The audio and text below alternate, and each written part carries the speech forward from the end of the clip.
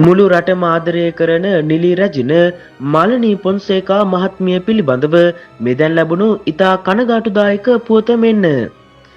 මෙරට සම්මානනීය ලාංකීය සිනමාවේ යුග පෙරලියක් කළ ප්‍රවීණ රංගන ශිල්පිනී ආචාර්ය මාලනී සෙනෙහෙලතා පොන්සේකා මහත්මිය මෙවන විට දැඩි අසනීප තත්ත්වයක් හේතුවෙන් රෝහල්ගතව ප්‍රතිකාර ලබමින් පසුවනවා.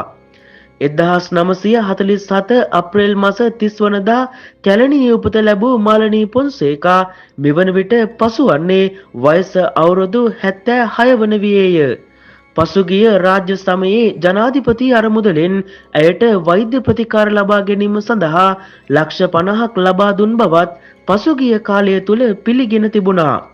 කෙසේ වෙතත් ඇයට ඉක්මන් සුවය ප්‍රාර්ථනා කරමින් බෝධි පූජා පින්කම් මෙවන විට සංවිධානය කරමින් පවතිනවා. ඒ අනුව අද දිනේදී විශේෂ බෝධි පූජා පින්කමක් කොළඹ ගංගාරාම විහාරස්ථානයේදී පැවැත්වීමට සූදානම් කොට තිබෙනවා.